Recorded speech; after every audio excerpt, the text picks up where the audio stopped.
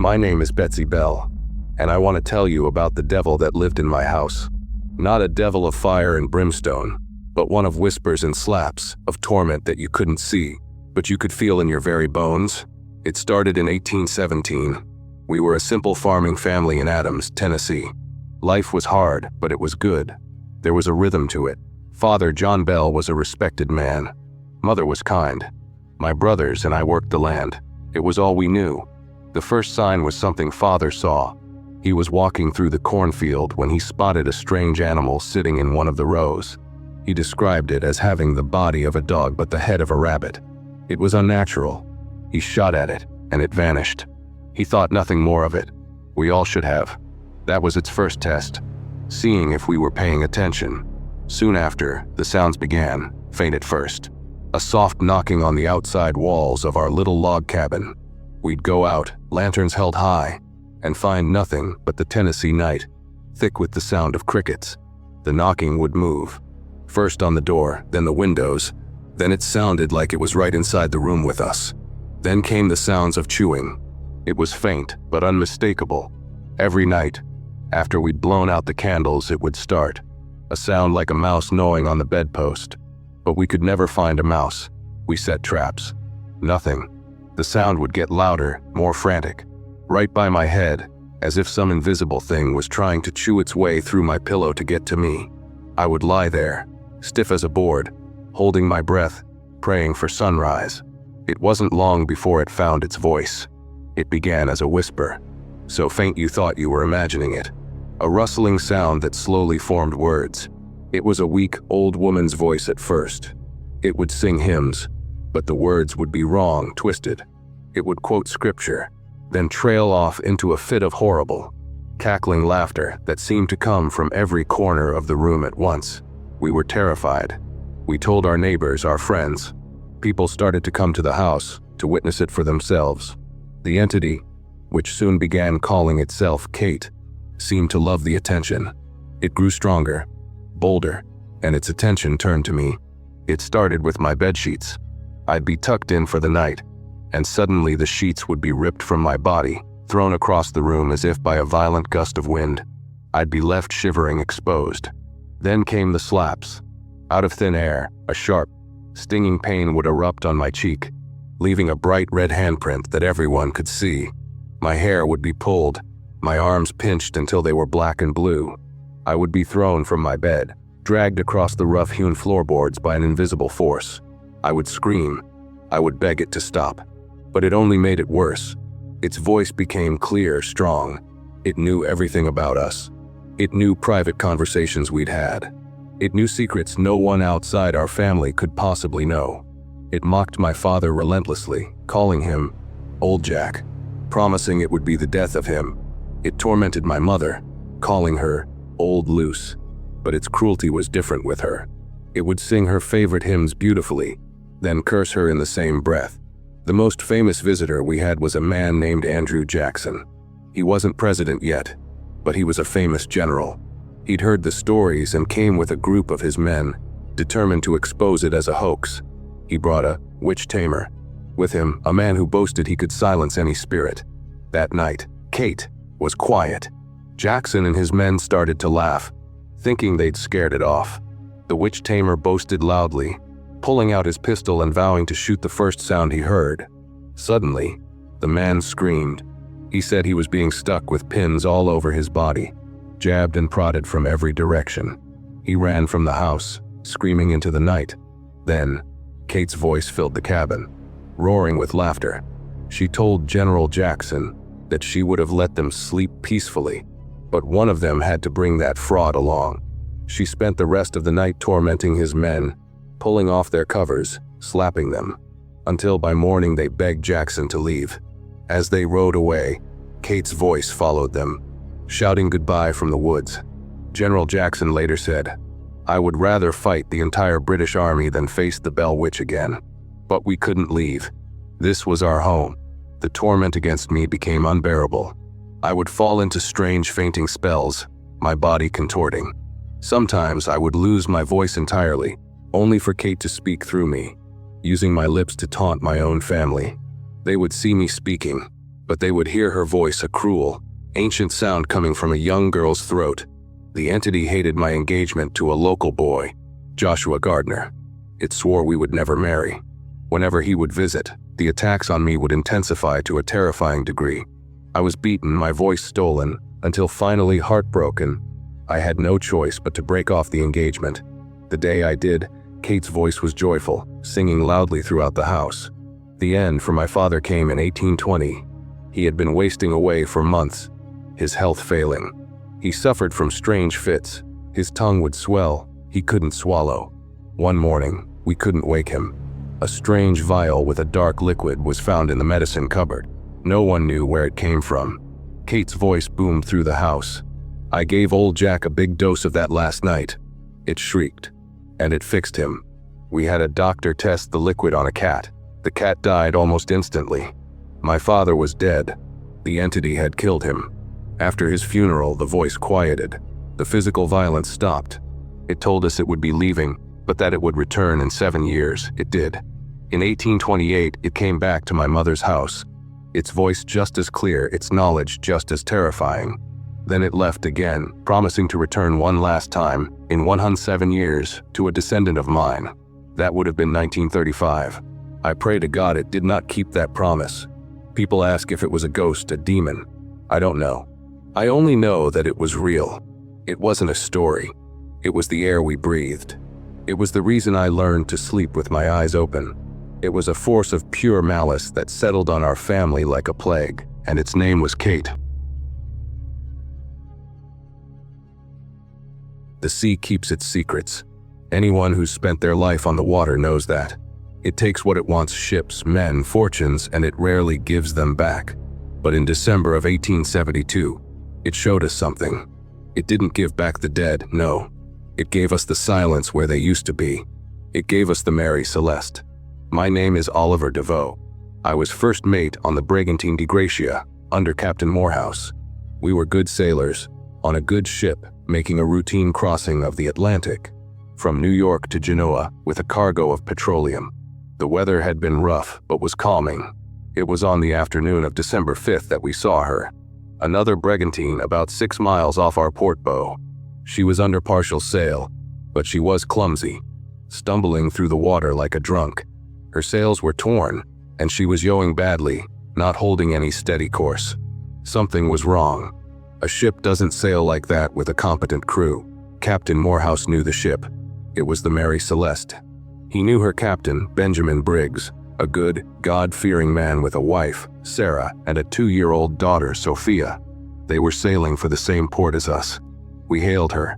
No answer. We hailed again. Nothing but the sound of the wind and the creaking of her own rigging. An abandoned ship is every sailor's nightmare. It means something went so terribly wrong, so quickly, that the crew chose the open, unforgiving ocean over the safety of their own vessel. The captain ordered me, along with 2 other men, to take a small boat and board her. As we rowed closer, the silence grew heavier. It wasn't a peaceful quiet. It was a dead quiet. The ship was a mess from the weather, water sloshing on the deck, ropes and rigging hanging loose. But there was no sign of a struggle, no sign of violence. We climbed aboard. I was the first one. My boots hit the wet deck, and the sound echoed. "Mary Celeste," I shouted. My voice felt small, swallowed by the immense emptiness. There was no one there, not a soul. We went below deck. The crew's quarters were empty, but orderly. Sea chests were closed. Their wet weather gear was gone, which made sense. But their pipes and tobacco were still there, sitting on a table. A sailor doesn't abandon his pipe lightly. That was the first prickle of unease. We checked the galley. The stove was cold, but there were pots and pans stored neatly. In the food stores, there was plenty of food and fresh water, enough for 6 months. No one had starved. No one was dying of thirst. Then we went to the captain's cabin, and the mystery deepened. The cabin was tidy. Captain Briggs' logbook was on his desk. The last entry was dated November 25th, 9 days earlier. It recorded their position as just off the Azores Islands. It noted heavy weather, but nothing a seasoned captain like Briggs couldn't handle. The final entry said simply, "At 5 o'clock close reef topsails." Normal, procedural, nothing about an emergency, nothing about abandoning ship. On the table was a slate, with calculations for their course. It looked like it had been put down mid-thought. His wife's sewing machine had a piece of oilcloth in it, with the needle still in the fabric. A small bottle of oil for the machine sat upright beside it. In her cabin, her daughter's toys were scattered on the bunk, as if the little girl had just gotten up from a nap. The cargo, over 1,700 barrels of crude alcohol, was almost entirely intact. Only 9 barrels were empty, and they were made of a different type of wood, more porous. It was likely they'd just leaked. The ship itself was perfectly seaworthy.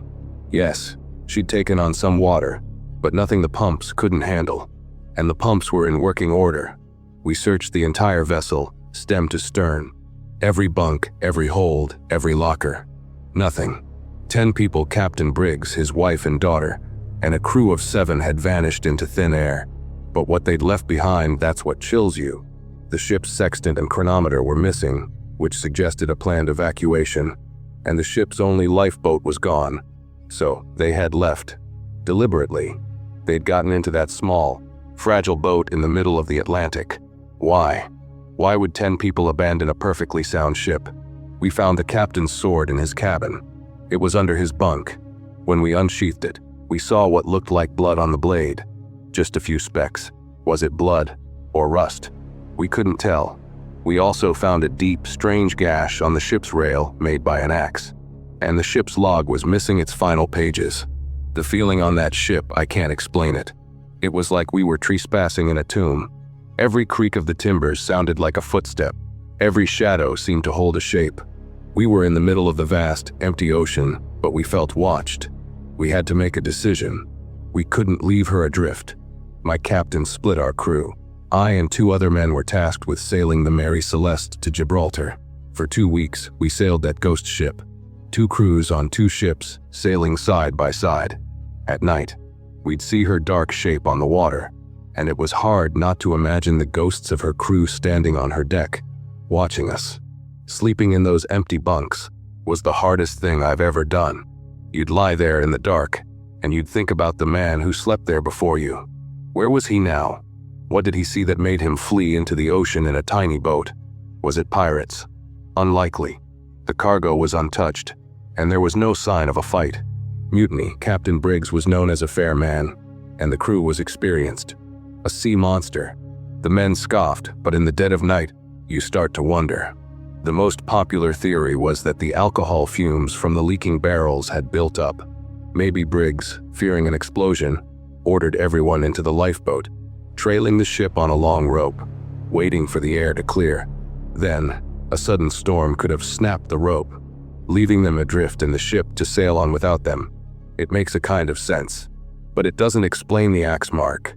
It doesn't explain the blood on the sword. It doesn't explain the feeling. The sheer, oppressive wrongness of that vessel. We brought her to port. There was a long inquiry. They suspected us of foul play at first, but we were cleared. No one ever found a trace of the lifeboat, or of Captain Briggs, his family, or his crew. They were just gone. The sea keeps its secrets. But the Mary Celeste, she's not a secret. She's a question. And she's been floating in the back of my mind ever since. A perfectly good ship, sailing on her own, with a warm meal on the table and ghosts at the helm. My name is Thomas, and for 3 weeks in the autumn of 1828, I lived in hell. It wasn't a place of fire, but of cheap whiskey, dirty floorboards, and the sweet, sickly smell of death hiding under the straw of my mattress. It was a lodging house in Edinburgh, run by 2 Irishmen named William Burke and William Hare. I was a weaver by trade, but work was scarce. I'd come to the city with barely a shilling to my name, and Tanner's Close was all I could afford. It was a foul, cramped part of the city, a maze of narrow alleys where the sun never seemed to reach. Hare's lodging house was the cheapest of the cheap. The rooms were small, the beds were just straw pallets on the floor, and the other tenants were a rough mix of laborers, beggars, and drunkards. Hare was a mean, brutish man, always shouting, always with a bottle in his hand. His wife, Margaret, was just as coarse. Burke was the quieter of the two, but there was a coldness in his eyes that unsettled me more than Hare's shouting. He lived there with his woman, Helen McDougall. The first odd thing happened. just a few days after I moved in. An old army pensioner, Donald, who lived in the room next to mine, passed away. He owed Hare £4 in rent. I heard Hare complaining loudly about the loss. The next thing I knew, instead of calling for a pauper's burial, Hare and Burke were dragging the old man's body out of his bed. I watched through a crack in my door. They put him in a cheap wooden chest, filled the top with bark and sealed it. Later that night, I saw them carry the chest out of the house. It seemed strange, but I was new to the city. I thought maybe this was just how the poor were dealt with. Less ceremony, more efficiency. A couple of days later, Burke and Hare were flush with cash. They were buying everyone drinks, laughing and backslapping. They said they'd come into a small inheritance. Nobody questioned it. In a place like Tanner's Close, you don't ask questions when someone else is paying for the whiskey. But then, people started to disappear. It was always the quiet ones, the ones with no family to ask after them. A miller named Joseph got sick with a fever. Burke and Hare were very attentive to him, plying him with drink, saying it would help sweat it out. The next morning, Joseph was gone. Hare said he'd recovered and left early to find work. But he'd left his tools behind. A man like Joseph would never leave his tools. The house had a strange rhythm. There would be a night of loud, drunken revelry, usually with a new lodger as the guest of honor. Burke and Hare would be incredibly friendly, topping up their glass, laughing at their jokes. The next morning, that lodger would be gone. And a few days later, Burke and Hare would have money again. There was a smell too, faint but persistent. It was a cloying, sweet smell, like meat that had just started to turn. It seemed to hang in the air, especially near the small cellar at the back of the house. I started to get scared. I was quiet. I had no family in the city. I fit their pattern. I began sleeping with a small knife under my pallet. I'd lie awake for hours, listening to the sounds of the house, my heart pounding at every creak of the floorboards. The moment I knew for sure, the moment that burned itself into my soul, was the night of the two Jameses. A woman named Anne McDougal, a relation of Helen's, came to stay with her son James, and a poor, simple-minded boy, also named James Wilson but whom everyone called Daft Jamie, was a familiar face in the close. He was well known and liked. One evening, I saw Hare's wife lure Daft Jamie into the house, promising him a drink. Later I heard a terrible commotion, shouting, a scuffle, and then silence. A dead, heavy silence. The next day, both Jameses were gone. Anne McDougal was told her son had left with the boy. But people in the neighborhood started asking after Daft Jamie. He had a mother who was looking for him. The pressure was building. Burke and Hare were becoming sloppy, arrogant. My last night in that house, a woman named Mary Docherty, an old Irish woman, was brought in by Burke. He was being charming, kind. He bought her porridge and whiskey. I saw him and Hare lead her into one of the small, windowless rooms. I had a terrible feeling in the pit of my stomach. Later that night, I heard the sounds. The same sounds I'd heard before. A brief struggle, a thump, then quiet. The next morning I couldn't stand it anymore. I had to know. While everyone was out, I crept into the room where they had taken Mary Docherty. The bed was just a pile of dirty straw on the floor. I knelt down, my hands shaking. I reached into the straw. My fingers touched something cold, something firm but yielding, like cold clay. I pulled back the straw. It was a body, a woman's body. Her eyes were open, staring up at the ceiling with a look of pure, final terror. It was Mary Docherty. I almost screamed. I scrambled backwards, stuffing my hand in my mouth to stifle the sound. I got to my feet and ran. I didn't take my belongings. I didn't take anything. I just ran out of that house, out of Tanner's Close, and I didn't stop until the city watch house was in sight. I told them everything. The disappearances, the sudden money, the body under the straw. At first, they didn't believe me. But another couple who lodged there, the Grays, had also become suspicious and had gone to the police. The watchman went to the house. They found Mary's body right where I said it was. The whole horrible truth came out then. Burke and Hare weren't robbing their victims. They were killing them, suffocating them, so there were no marks on the body. It was a method that became known as Burking, and they were selling the fresh corpses to a renowned anatomist, Dr. Robert Knox, at the Edinburgh Medical College. There was a shortage of cadavers for dissection, and Knox paid well, no questions asked. They had murdered at least 16 people. The old pensioner, the sick Miller, Daft Jamie, Mary Docherty, all for a few pounds apiece. They were turning human lives into a commodity.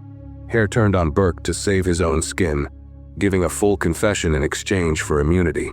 Burke was hanged. A crowd of thousands came to watch him die.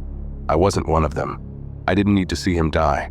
I just needed to forget the feeling of that cold body under the straw. But I never have.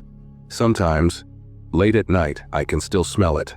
That sweet, sickly smell of death. And I remember that for 3 weeks, I slept just a few feet away from the purest, most practical evil a man can imagine. My name is Esther Cox, and I am not a liar. I am not a fraud. I am haunted. It started in the summer of 1878 here in Amherst, Nova Scotia. I was 18 years old.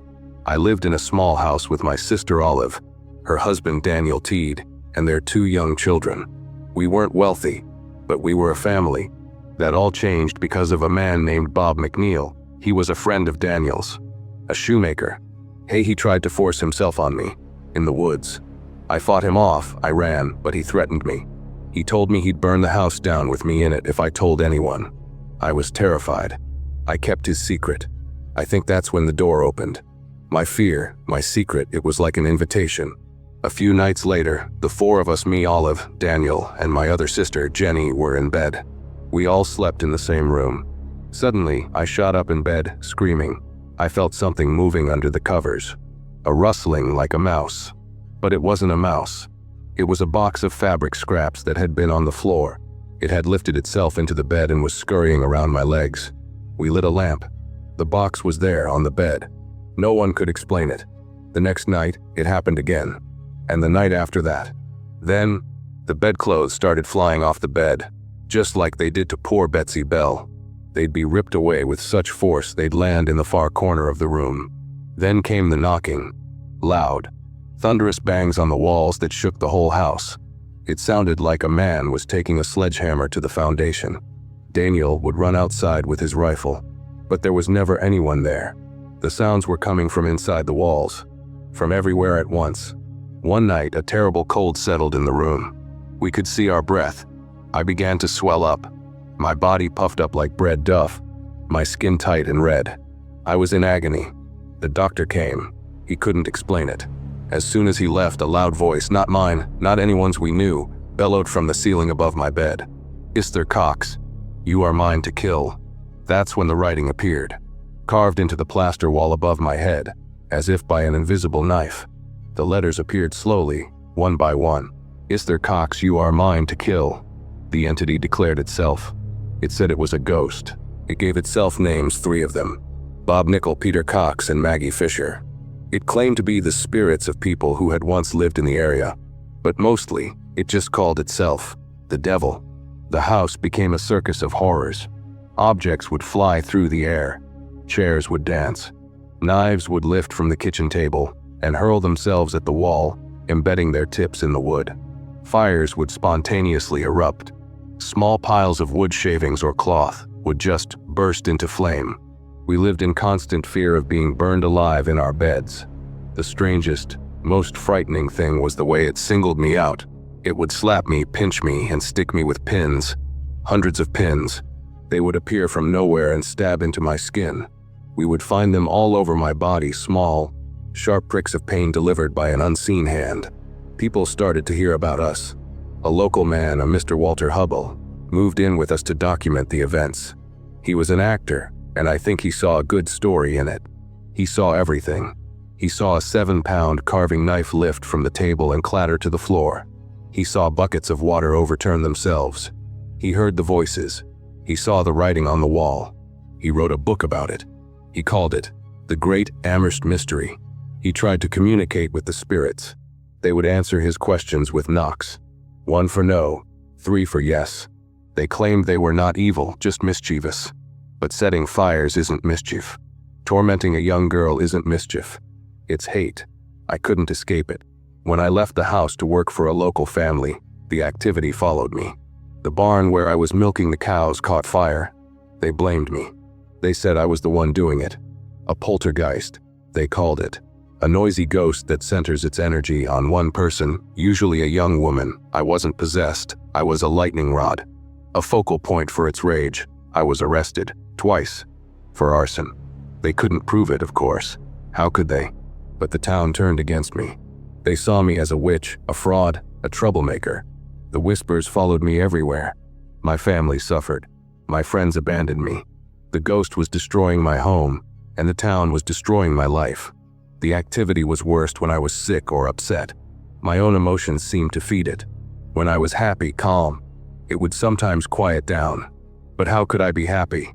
I lived in a constant state of terror, waiting for the next slap, the next fire, the next disembodied voice threatening to kill me. After almost a year of this relentless torment, it just stopped. As suddenly as it began, the voices went silent. The objects stayed still. The fires ceased. The presence in the house was gone, but it left its mark on me. I married, had children, tried to live a normal life, but I was always Mr. Cox, the haunted girl. The mystery was never solved. The ghosts, or whatever they were, never explained why they came or why they left. Mr. Hubbell's book made me famous, but it didn't bring me peace. People read it as a thrilling tale of the supernatural. For me, it was a diary of my own personal hell. I wasn't a mystery to be solved. I was a young woman trapped in my own home, tormented by an invisible force that no one could see, no one could fight, and no one could understand. It's gone now, but sometimes, when the house is quiet and the night is dark, I still feel a chill, and I can't help but look at the walls, half expecting to see new words being carved into the plaster.